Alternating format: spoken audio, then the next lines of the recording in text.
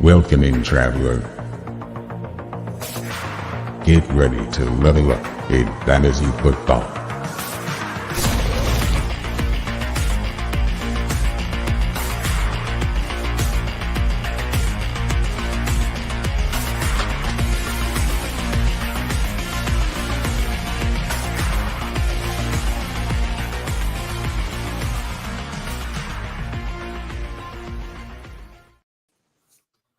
Come one, come all, to another episode of the Fantasy Football RPG Podcast. I am joined, as always, by my co-host, Evan.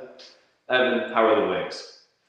The wings were fantastic. A little spicy. Lips are burning right now. Tried to shove them down so I could get over here to the podcast with you, Mike, and try and do a little sound check since, you're in a different state.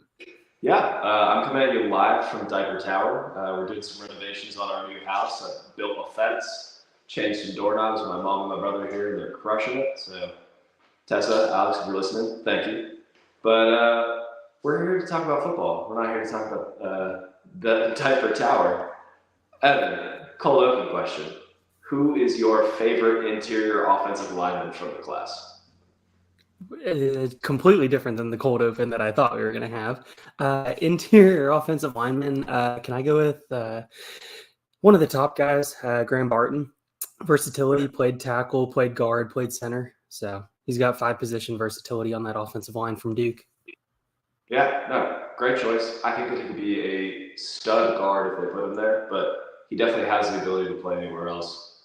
I am personally excited about Jackson Powers Johnson, JPJ, as we all know. Absolute animal. He's built like a fire hydrant. But before we get any further, I'm going to let you hit some news and notes while I try to figure out how to not echo. And now it's time for news and notes.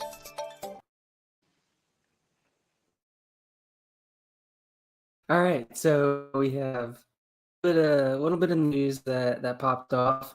A couple trades recently, and then we also have the arrest, not arrest, warrant, drag racing. What are we doing situation? So the Jets acquired Hassan Reddick. Obviously, this is more IDP related from my Eagles, which is a sad thing to see Hassan go. But we'll be able to move on and move through. Typical Howie Roseman, though, trading away players that are starting to hit that 30-plus range that are expensive and just trying to figure out how to backfill with guys that are just as expensive, but 3-4 years younger. And then Titans getting L'Jarius Sneed. Big move for the Titans. Now they have somebody at every level. All right. So also we have the Broncos getting Josh Reynolds out of free agency. $7 million a year for 2 years. So 2-year, $14 million contract for him. The Broncos are a dumpster fire. And that's about all there is to say about the Broncos because they are absolutely atrocious. The offense is looking horrible. Defense is looking like a work in progress. And then we also have the Rashee Rice situation, which you probably saw a bunch of offers this past week come out from multiple different players in your league, whether they're trying to buy Rashee Rice or they're trying to sell Rashee Rice. So I don't know. I mean, driving a Corvette does sound like a lot of fun. I can definitely understand trying to go fast. When you're young, you think you're invincible. And when you start waking up with some back pain from playing in the league for multiple years, you realize you're not invincible. And you also realize you should probably slow your life down. Yeah, 100% agree. So I actually used to have a Mustang that I had to get rid of because I realized I didn't have the self-control to have the Mustang. So I can identify with Rashee Rice a little bit. I never put other people in danger in the way that he did, which is kind of unfortunate. If we've seen anything from past situations in the NFL, whether it's domestic abuse, some other off-the-field issues. Even if he is suspended because nobody died, it's not going to be that long. Sorry to be so blunt about it, but the NFL is pretty soft-handed with punishments, especially when it's a player that we all know like Rashee Rice. So it's unfortunate. Cool. Any other news and notes you want to hit into? How do I sound? A little better? A little bit better. We'll take it. Yeah, marginal, All right. Well, let's get into our main segment. Let's get into the meat and potatoes. For those of you that were with us last week, we went through all of the AFC depth charts. We tried to find some good opportunities for fantasy points, talk about some hot button players, and figure out overvalued, undervalued, or just right. Little mama bear, papa bear, baby bear test. But now we're going to go through the NFC teams, try and see who's good, who's bad, who's who in the zoo. And Evan, once you're done coughing, if you'd like to lead us off. Yeah, the wings are kicking back. All right, Yeah. that kicking hot sauce. It's fighting me a little bit. All right, so yeah, we're gonna start talking about my favorite division in the NFC. Maybe it's a little biased. They do have my Eagles in them.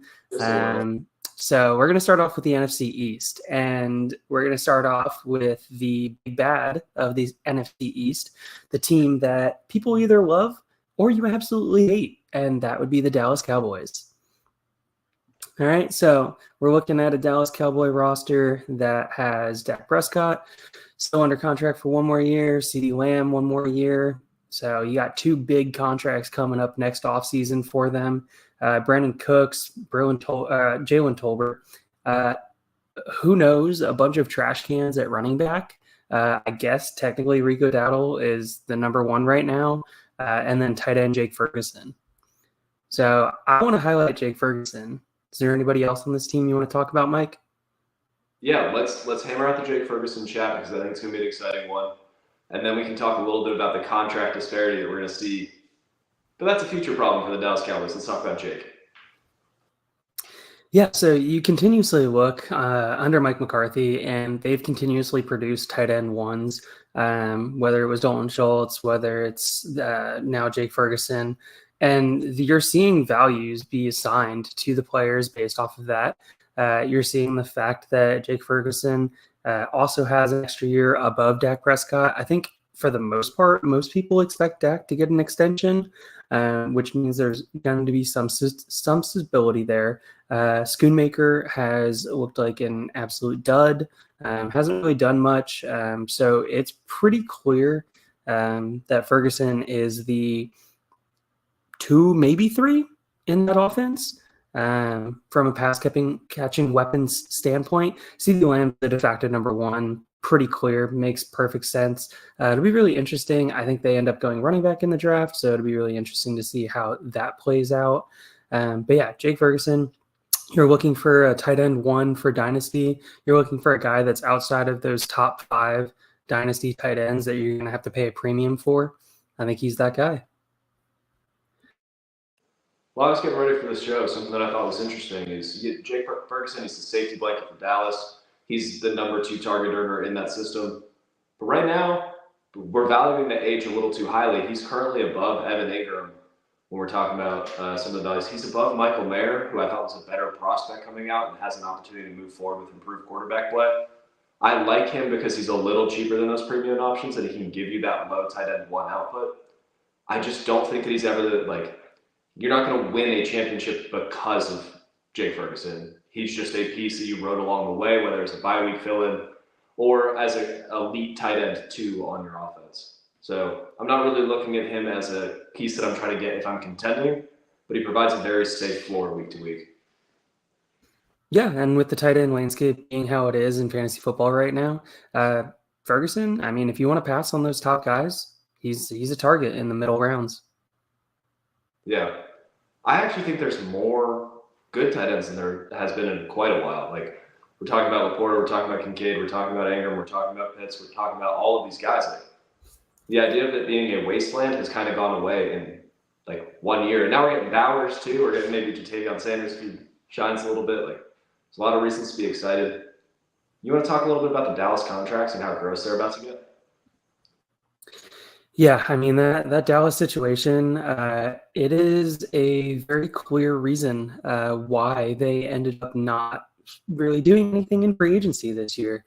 The picture of Jerry Jones at the owners' meeting was floating around Twitter for a while there with just a bunch of scribbles on his notepad, and that is Jerry Jones's plan to the offseason. Just scribble a bunch of things down that really mean nothing and do basically nothing, run the team back, hope that you can get some players to step up.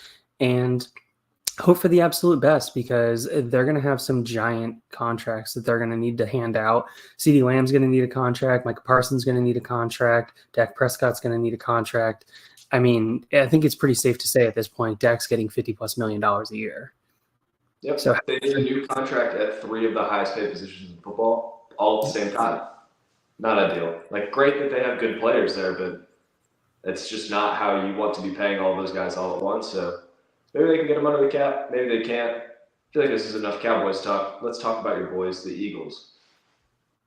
All right, so moving on to the best team in the NFC East, the Philadelphia Eagles. We got Jalen Hurts just absolutely locked up in his contract. A.J. Brown being the de facto number 1 there. We got Smitty that's coming in, 24, and then his 5th-year option. Devontae Parker, I guess, technically is the wide receiver 3. I really would like to see them draft some later round wide receiver, some early day 3 wide receiver to try and compete for that wide receiver 3 spot. Dallas Goedert as tight end always ends up being injured. They always end up cycling through at some point.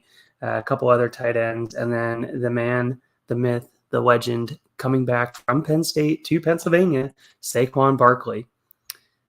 All right, so I would really like to talk about Jalen Hurts because I think everybody this offseason, and maybe it's just leagues that I'm in, like, I don't know, maybe you can confirm this. Jalen Hurts has been seeing an absolute downtick in his evaluation by most people. I think people are really seeing that the NFL is talking about getting rid of the tush push. They're talking about, well, Kelsey did retire. They're talking about getting rid of the tush push. Both of those things together, I think a lot of people are overvaluing how much that actually really hurts Jalen Hurts. I think the offense is still very good. The offense should still put up points. The Eagles know that the offense is their bread and butter. They know that the defense is a little bit of a liability at this point. So I very much think that Jalen Hurts is a good, not great passer of the football, and he can run, which is exactly what we want for fantasy. And the fact that he's sliding down to, what is he, QB4 right now, I think, in most people's ranks, is absolute slanderous to me. I mean, putting CJ Stroud, a quarterback that cannot run, oh, okay. Here we go. I just pulled up and keep your cut, and apparently Lamar Jackson jumped him now as well. So now Jalen Hurts is QB5, and I would 100% take Jalen Hurts over CJ Stroud and Lamar Jackson. CJ Stroud, I think right now is at his absolute pinnacle of his value, and if I could straight up just go Stroud to Hurts, I would do that in an absolute heartbeat. Yeah. Quick question: do you play in leagues where you get points for playoff wins? Nope. Do you play in leagues where you get points for winning football games? Nope. Then Jalen Hurts is a quarterback too, and this should be the end of the discussion. If we take all of his tush-push touchdowns out of it, he was still the quarterback 2 in points last year. Like, the rushing upside is there, the contract security is there, the elite supporting cast is there. There is no argument that I can hear that will move Jalen Hurts out of QB2, unless you think that his body is going to fail him, and we haven't really seen anything pointing to that yet. So I'll continue to ride the high of a rushing quarterback that's a power lifter that takes care of his body. If other people want the young, sexy guys like to get excited about pocket passers, go for it. But you'll be able to flip Jalen Hurts for a pocket passer 3 or 4 years from now when the signs start to show. So I'm all in on Jalen Hurts at his current price. If Lamar Jackson just flipped him, I'll go sell Lamar for Jalen plus. That sounds lovely.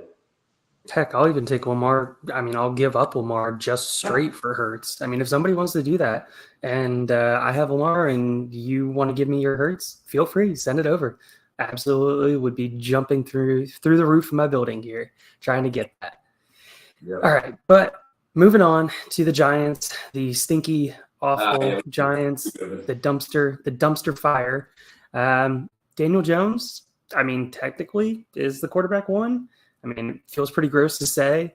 Then we go to wide receiver, which is a bunch of trash cans.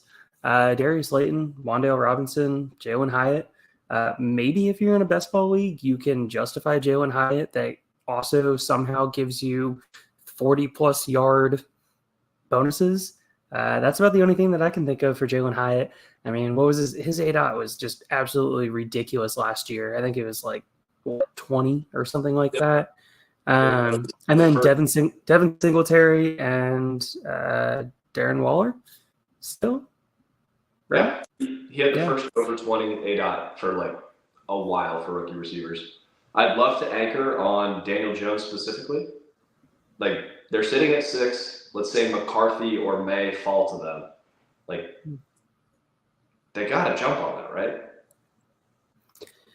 I mean, I guess they got to jump on it. I mean, I think if those quarterbacks are still falling and teams aren't trading up because they're not liking the offers that they're getting from New England, Arizona, the Chargers, because if those 2 quarterbacks are available, that tells me all 3 of those teams didn't go quarterback. And they're looking at staring it right in the face. I mean, that seems like a team that has so many needs, just needs at the wazoo, and that would be a perfect trade back. But at the same time, you got cap space issues. Daniel Jones is expensive to be able to cut. So, I mean, it's a tough contract to move on from. Yeah, but let's say they take a rookie quarterback. Now you're looking at the weapons around being elevated, hopefully by improved quarterback play, or a healthy Daniel Jones. Like, we're not too far removed from a QB 10 season out of fantasy football. Like, he is still semi-useful. I'm going to say that very, like, trepidatiously. I'm a little worried about saying it too loud, but I think between Jones, Singletary, like now they don't have a monster at running back that they feel they need to force feed the ball. The weapons, if they decide to go receiver, like somebody is going to get the football there, and I'm gonna end up making memes about it. I'm gonna end up making fun of it. But like somebody has to catch passes in New York, and like maybe it's Darius Slayton, maybe it's Jalen Hyatt, maybe it's they take Rome Odunze at 6. Like there's a lot of options here. Somebody is going to be useful in New York. I have no idea who it is right now. No clue who it's going to be. And doesn't this feel like a complete trap spot? If the Giants, for whatever reason, go like 4th round running back, people are going to be buying into that running back, pushing them up the board. And then all of a sudden, what happens? Singletary does what Singletary does. And it just absolutely eats carries. And he's not really efficient. And you just kind of see what you can get. But Devin Singletary is like a fantasy or an NFL analyst's nightmare because every single stat you're like looking at the bottom of the efficiency metrics and you're like, oh, he's not good. But what was his nickname? I think his nickname was like Tugboat or something because it's just he's a big effort guy. The coaches love him because he goes out there, he does the right thing, he hits his blocks well, and when he gets the ball, he doesn't fumble. So like, can't knock him for it. I would buy Singletary as a disgusting RB2 on a competing dynasty team. Like, go get you some running back depth. You can probably buy Singletary for a 3rd right now, and you're not getting a better running back in your 3rd. No, yes. Singletary 100% is just one of those guys that you know is going to be there. He's going to be around. So, yeah, I mean, he's going to get plenty of carries. But moving on to the Washington Commanders, looking at Mariota right now, listed as the QB1. I think we all pretty much know that they're going quarterback. Just a question of whether it's going to be May or Daniels at this point. And let us know in the comments. Which one do you think they're going with, May or Daniels? Wide receiver 1, Terry McLaurin. Wide receiver 2, Jahan Dotson. Looking at 3, probably De'Ami Brown, Austin Eckler, and Brian Robinson at running back.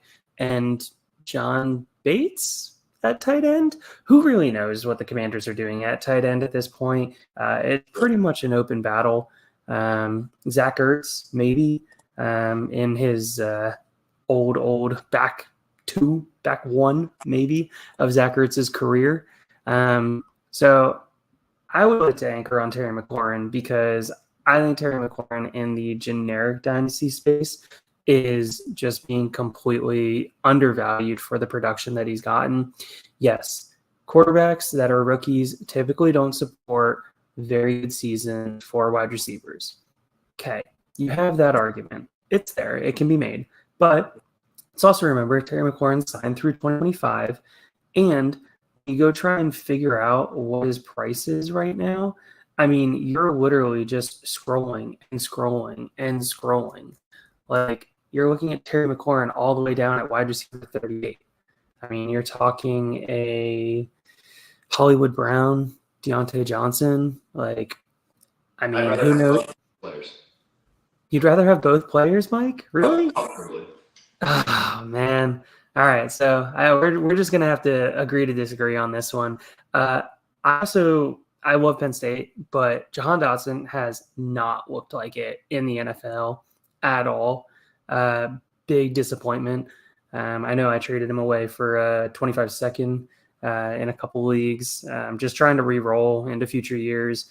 Makes me very sad because I do love my Penn State players, but got to move on at some point while he still has any kind of value. Tells me Terry McLaurin should still be the de facto number one. There really shouldn't be anybody challenging him for that position. But I know, Mike, you said you wanted to talk about the running backs, so give you the floor for those two running backs. Let's talk about it real quick. So Austin Eckler and Brian Robinson, these are two of the grossest running backs in fantasy football. Like, nobody's excited to draft either of these guys in the year of our Lord 2024. But the running backs coach is the same. He was the offensive coordinator in Los Angeles back when it was the Melvin Gordon, Austin Eckler splits. So we can expect very similar usage where it's going to be Brian Robinson on the early downs. It's going to be Eckler on the pass catching downs. And now we have, like, if the people that are trying to sift through it and find exactly what's going on, they have already outright said, like, this is my role. This is what I want to do. Eckler said that he wanted to go to a place where he could go back to his regular usage. And I think it kills both of them. Like, both of them are basically dead. Unless Brian, like, falls into the end zone a couple of times, it's Eckler's going to get 3 catches for 32 yards and 5 carries for 15. And Brian's going to get, 12 carries for 40 yards and maybe a touchdown. So they're gross. What do you think the odds are that they both end up as top 30 running backs in PPR this year? Both top 30? Right. It's not that low. See, I don't think it's that low either, which tells me that you should running back 28 and 29. Like, they're not going to be good or useful. Well, they should be flex plays.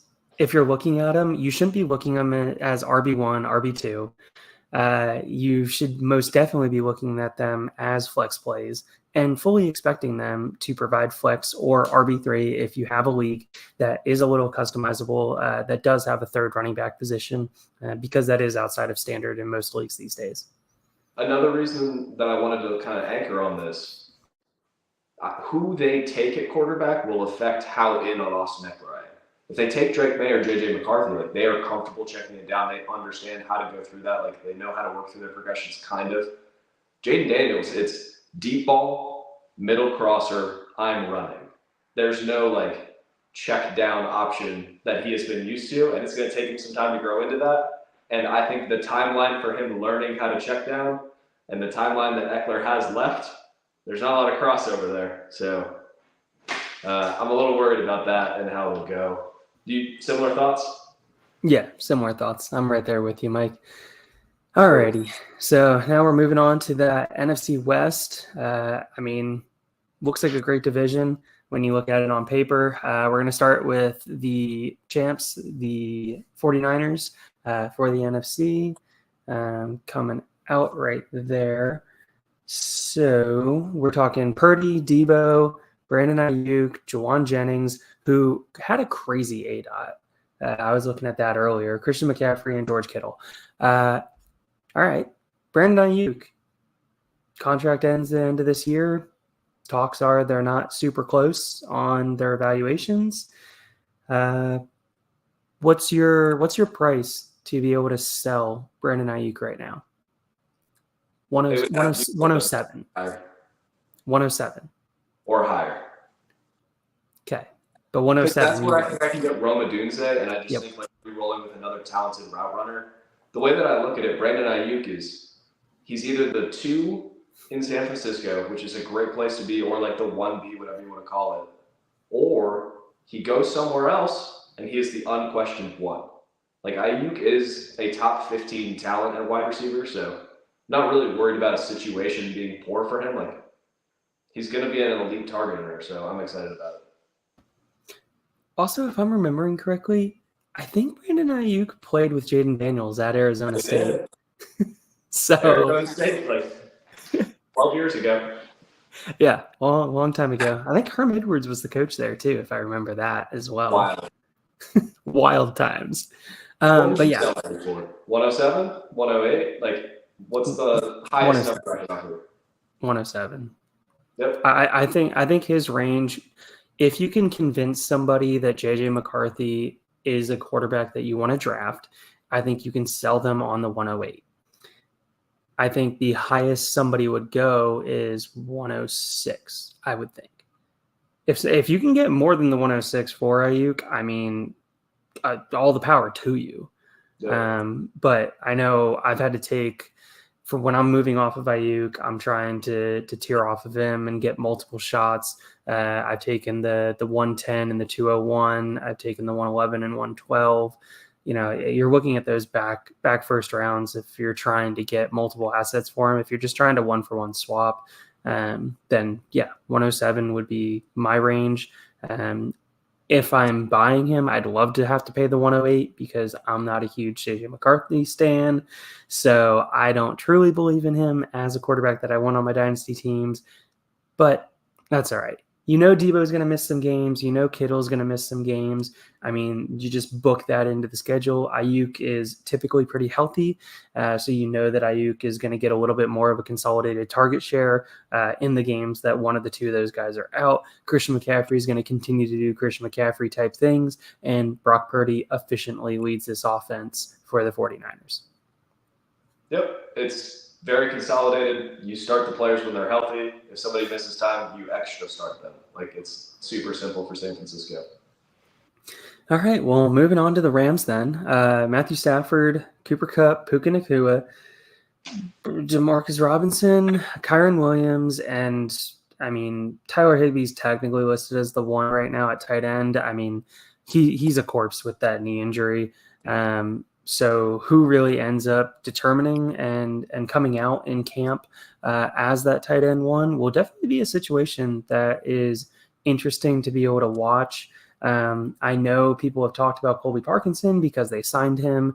I know people have talked about Davis Allen as well because he was a rookie last year. So, yeah, I mean, if you want to take a late round shot on somebody that could potentially be the starting tight end for the Rams because you're just looking for a best ball, trying to have 6 or 7 darts that maybe one of them ends up hitting every single week. Colby Parkinson, Davis Allen, I think there are viable options to try and take and boost it up. All right. Is Puka Nacua the wide receiver one on this team over Cooper Kupp, Mike? 100% yes. I've gone through a couple of different things, and Dan Wisner, DeWiz_FFB, like, great guy on Twitter to follow for some stat breakdowns. He went through and he figured out the progression of Puka Nacua and as he grew in his role over the year, and then Cooper Kupp and how he dwindled in this role over the year. Like, there's not a case to be had that Cooper Kupp comes back to be the one. He can still be very viable. He can still be very useful. But I think it's Puka's show moving forward. Do you agree? And then after that, we actually have a great question from the chat I want to get to. Yes, I 100% agree. You look at the route combinations that they were running in the second half of the season. You look at the routes that they were putting Puka in, and just being able to look at that route tree, look at what they were asking him to be able to run comparatively to Cooper Kupp, I think 100% shows that he is the primary read at this point in the career, which is great. I mean, you got to be loving it. If you drafted Puka last year, you had that conviction to be able to do it. All the power to you. Craig, for me, I don't think they're going to draft a tight end. I think there are too many other needs, especially on the defense, and yes, they did sign some offensive linemen. So they brought in Jonah Jackson, which was a big signing. Kevin Dotson stays there, which is also big at guard. But I do think there are some questions on the offensive line that they need to be able to clean up. I think they're going to go and draft another running back to back up Kyron Williams as well. And then you just start looking at the defense, and the defense has holes just kind of all over it. Trey White, I think, was a signing that didn't get a lot of coverage at corner for the Rams. But I think most likely if they draft a tight end, I mean, you're talking late day 3, in my opinion. I think they could be a sneaky person to grab Ben Sinnott. I think they could sneakily grab a Cade Stover. they're not going to grab one of the top two guys, but they are going to, if they draft a tight end, they're going to draft him with a purpose and with a role. It'll just be exciting to see what they do with that. And it's the next one, Puka Nacua. He's in my second tier of wide receivers after the Lamb, JJ Chase, and maybe Amon-Ra St. Brown tier. He's right under that, leading the charge. It's probably enough Rams talk for now, unless you want to talk about how long Stafford plays. Yeah, I mean, I think Stafford continues to play. He's going to be a legit QB3 on your team that you can plug in if your QB1 or QB2 gets hurt and be able to keep you afloat. If you're a competitive team, he's also incredibly cheap in startups. So I think that also very much helps with his value. And now moving on to the Seahawks, we got Geno Smith, DK Metcalf, Tyler Lockett, Jackson Smith and Jigba, Noah Fant and Kenneth Walker. Changing the offensive scheme around a little bit, I think will be interesting to kind of see how that all plays out. With Ryan Grubb there, with Mike McDonald. So that'll be interesting to watch. Tyler Lockett, anybody that was trying to be out there telling you that JSN was going to be the 2 very easily on that offense because Tyler Lockett was going to leave, obviously didn't realize that Tyler Lockett actually has a real estate agency that he runs in the Seattle area. And he is absolutely loved by everybody in Seattle. And when the Seahawks went to him and said, hey, let's get an extension done, of course he's going to give him a hometown discount. Like, he means everything to that town. And then you look at the fact that Geno Smith is still the quarterback there. Can he distribute the ball? Yes. Can he distribute the ball well? No, he's not bad at that. So you have all of those factors. You have Noah Fant coming back as well. Still an athletic tight end. Unfortunately, injuries kind of zapped a little bit of what we thought he was going to be. But JSN, he's been holding value for the Dynasty community, Mike. So Dynasty community right now says that he's worth about a 110, 110. Would you pay that for JSN? I don't know if I would. I think it depends on who's on the clock there, or because when you're looking at it, like, that could be the wide receiver 4 in the class, and I did have 4 wide receivers ranked ahead of him even early in the pre-draft process. So I think he's an amazing talent, and I'm really excited about what he can turn into a year or 2 for now. But in 2024, I'm tempering expectations, and I think between the big 3, Neighbors, Marv, Odunze, and then also Xavier Worthy, like, I think there are guys that could turn heads and produce early, then all of a sudden they're jumping JSN in October. Yeah, I mean, it's an interesting conversation. I think if you see another down season from JSN, and I'm using down relative here to expectations down, I think you could be able to definitely make a conversation that his dynasty value is going to be absolutely tanked at that point. I think if you want to get off of JSN right now, this is your chance. He's still valued relatively highly. Looking here on KTC, we got wide receiver 25, right below DK Metcalf, right above George Pickens. So yeah, I mean, he's still highly valued by the community. If I can take JSN and move up to a Pittman or a Smitty, tack on, a early 3rd, somebody in the league is willing to do that, would love to do that. But like I said, hasn't really produced. You look at the second half of the season metrics, and he started producing a little bit better. But new offense coming in, don't really know exactly what it's going to be looking like. Tyler Lockett getting an extension, all these things kind of playing into it. But that's all I really have on the Seahawks. Want to move on to the Cardinals? Yeah, let's move on to the early breakout for a playoff team this year, Arizona Cardinals.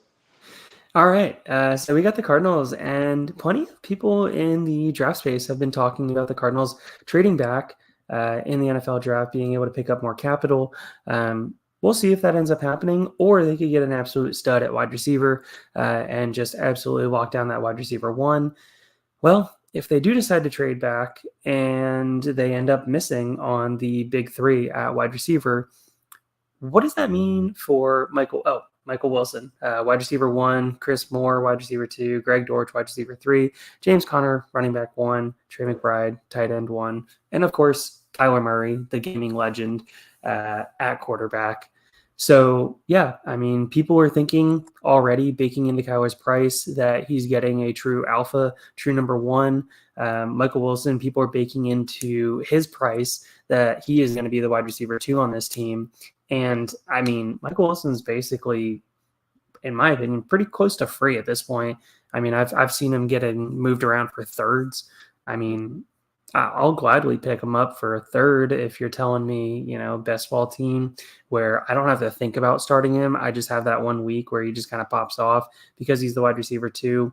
Third receiving option, because Trey McBride, everybody's favorite sleeper tight end. Oh, yes, he's going to have a breakout season.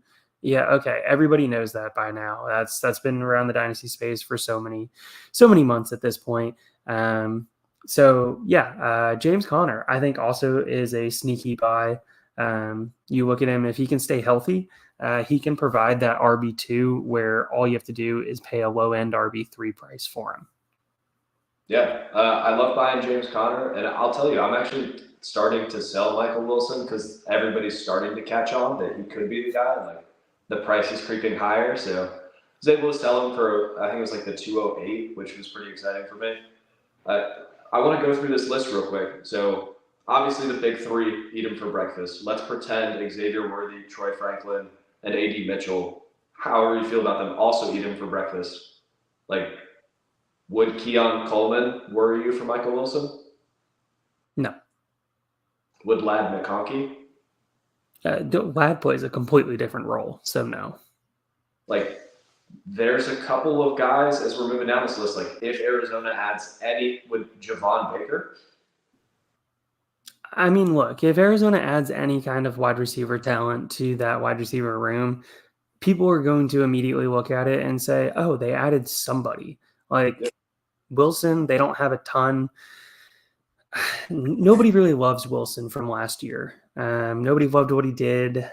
He's not a shining star of the offseason. He's not somebody that people are hyping up. He's just one of those guys that if you have a later, deeper dynasty league, deeper starting lineup, especially in best ball, if you're 13, 12, just get him. I mean, he's super cheap, and he could get you 3 starts on the year. He plays all of the snaps, and he gets targets sometimes. And for a dynasty team, that is gold. So throw him on the end of your bench for cheap, move forward with it. I think that's probably enough Cardinal stock. You want to move to the next division? Yep, moving to the NFC North. We got the Lions with Jared Goff still looking for an extension. Amon-Ra St. Brown also due for an extension. Jameson Williams, and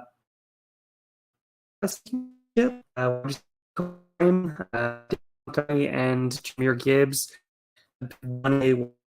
and then the rookie legend Sam Laporta, who vaulted up to tight end one dynasty. So let's go through Jared Goff.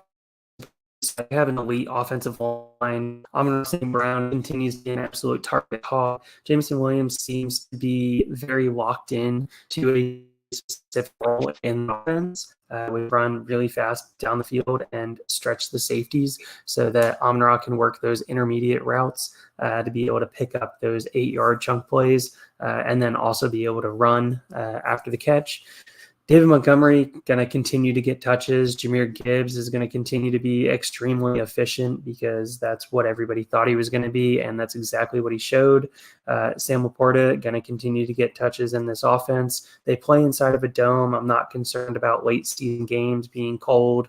The turf is always going to be fast. The defense is still significantly a work in progress in Detroit, which means they're probably going to have to put up 24 plus points a game to have a chance of really competing and running away with this division.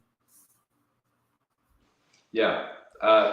Jared Goff is going to continue to be the quarterback for this team because he brought them their first playoff win since color television.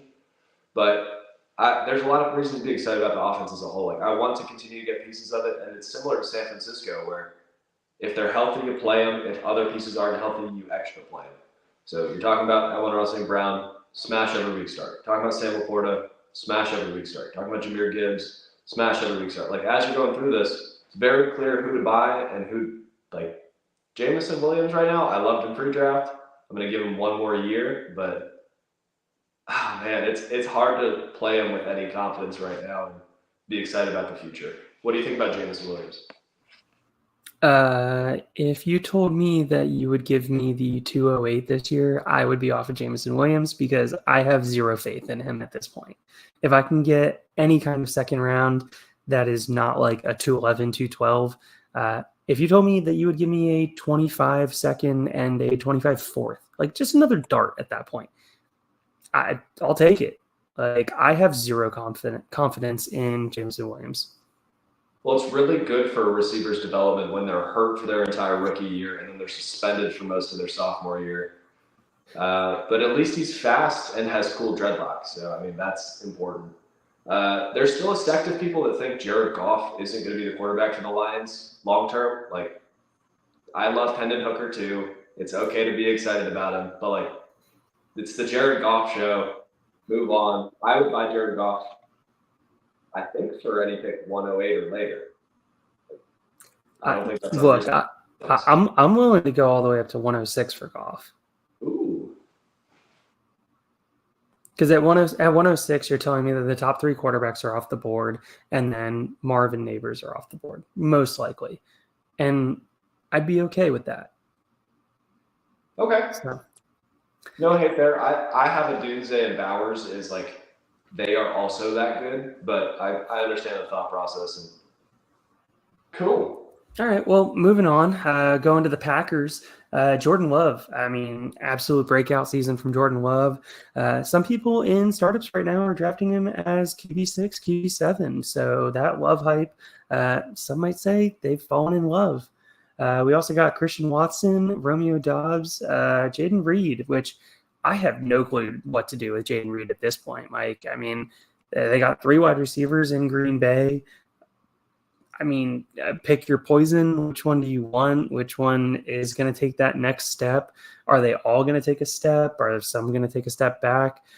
Josh Jacobs in an offense where they run the ball. Absolutely love that. Luke Musgrave, I think he is severely overrated right now in the dynasty streets at tight end because he's young and people see his athleticism.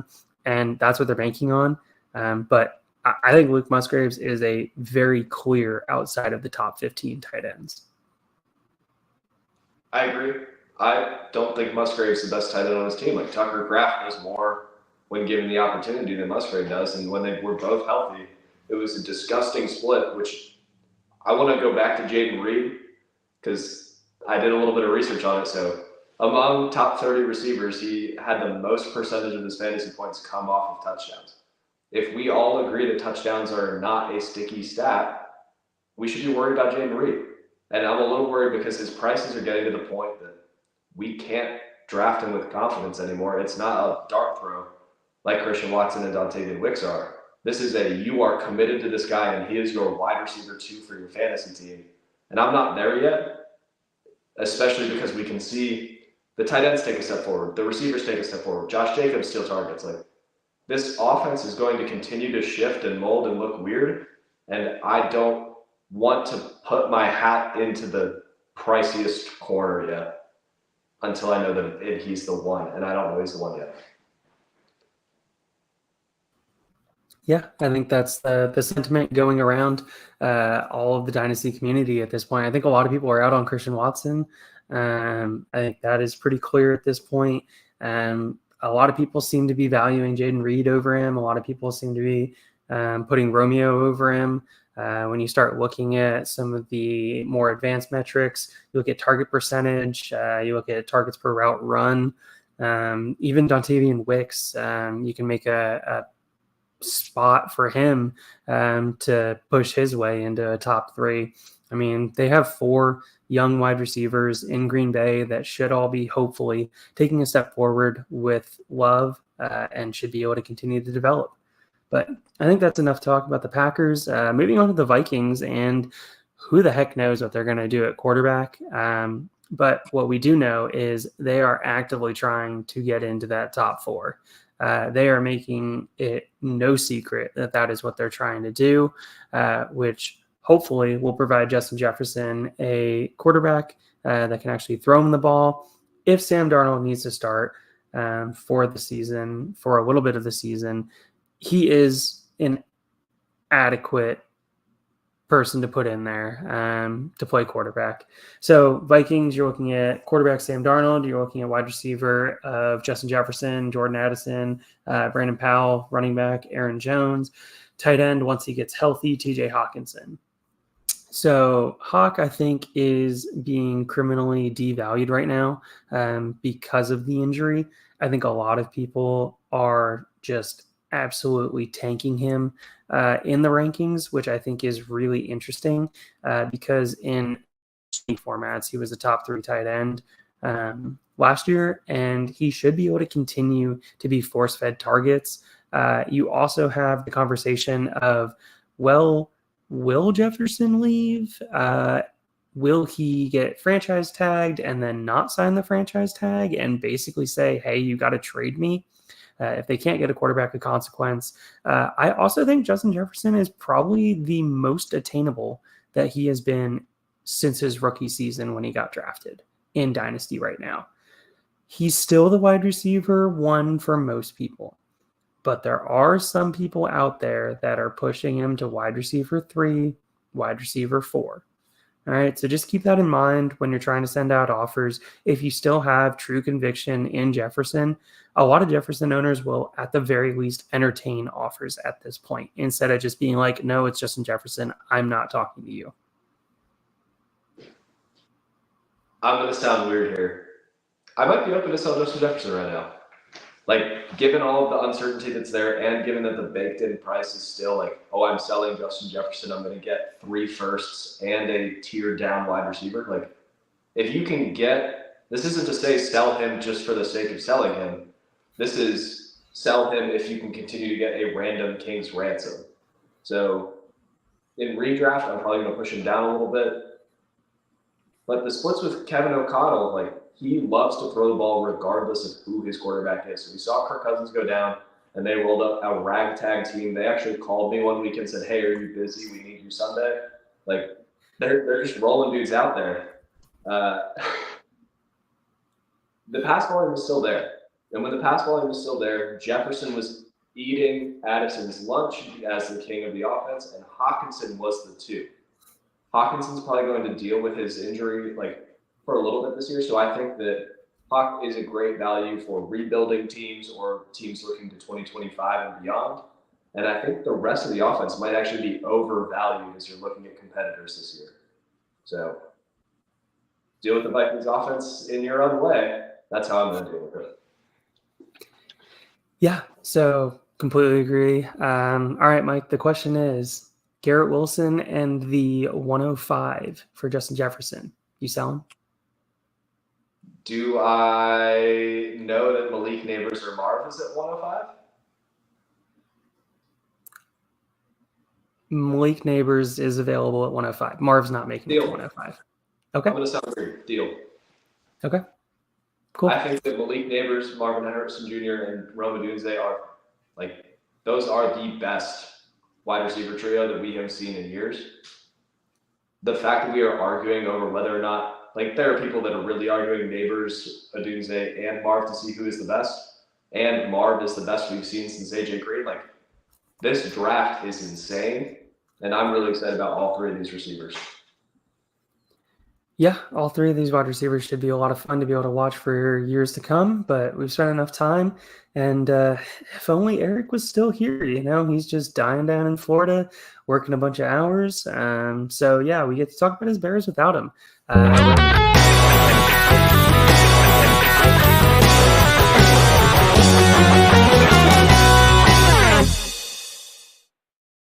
We're looking at the Justin Fields-less Bears.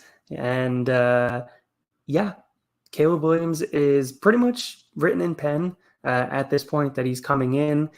You also have the 9 pick, which I think is a prime trade back spot if they can find a suitor to be able to pick up a little bit additional capital, because the Bears do still have some room to be able to work. I know they've done a ton of work this offseason. They're also a little thin on draft capital because of all the moves that they've been making this offseason. All right, Ryan Bates was a solid signing. Tevin Jenkins, former early pick, moving into guard, Braxton Jones. So the left side of the offensive line has been really good. Darnell Wright was okay last season. I think he could really take a step forward. Nate Davis, highly paid guard that came over from Tennessee, that has absolutely failed to live up to expectations. So I think they could use additional depth, especially additional versatility, which then plays into what I was talking about with my interior offensive line pick that I was really liking in Graham Barton. Trading back and being able to get a guy that can play multiple offensive line positions, I think would really help his team out in the long run. So you put all that together with the offense, you're looking at DJ Moore, wide receiver 1, Keenan Allen, wide receiver 2, Tyler Scott, at wide receiver 3, DeAndre Swift, running back 1, which I think it will be a relatively committee backfield, and Cole Kmet, tight end 1. I think Cole Kmet's dynasty value is absolutely tanked this offseason. It has gone straight down because of Keenan Allen getting there. And yeah, thoughts on the Bears, Mike? Yeah, we'll start with the one that you wanted to highlight. So I think Cole Kmet is dead. It's quite unfortunate. Like the way that he wins and the way that Keenan Allen wins is weirdly similar, given that they play completely different positions. So it's just unfortunate because this was a young and up and coming tight end and a position that needs a lot of love. I feel so bad for Justin Fields because he, coming into the league, went to a dumpster fire with no receivers. He had the ghost of Allen Robinson. He had Darnell Mooney. Darnell Mooney had a 1,000-yard receiving season with Justin Fields. And now Caleb Williams gets to land in this beautiful, amazing place. But on the bright side, Justin Fields gets to go be a Pittsburgh Steeler.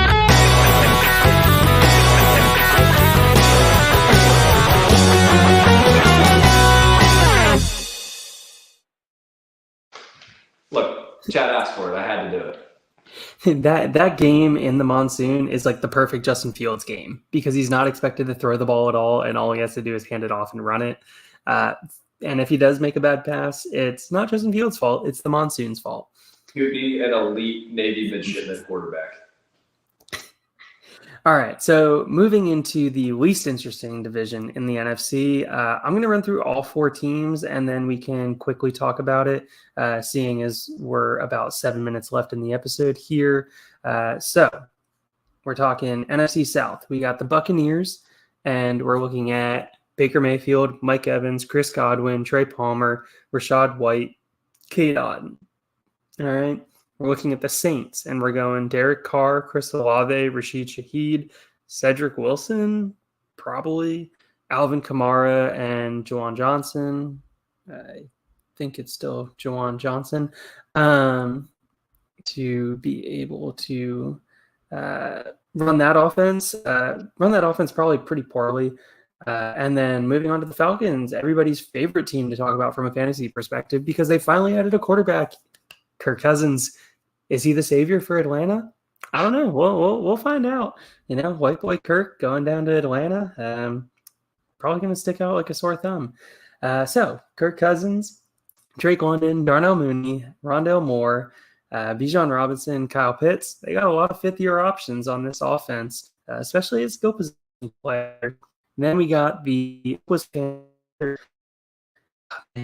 Panthers tried to get some offensive line help for Bryce Young that can not have a all of last season. Quarterback got 4 overall pick. Bryce Young, which is Caleb this season. So, of your fan base. Deontay Johnson, who they just traded for, Adam Thielen, Jonathan Mingo, Chuba Hubbard, I'm assuming is going to be the starter over Miles Sanders, and then Tommy Tremble, the disappointment tight end out of Notre Dame, because what does Notre Dame do? They just keep pumping out NFL tight ends, even if they're somewhat disappointing. All right, so we just ran through the entire NFC South right there. Real quick, Mike, what guys do you want to highlight? You cut out a ton there, but let's hit on the really important things here.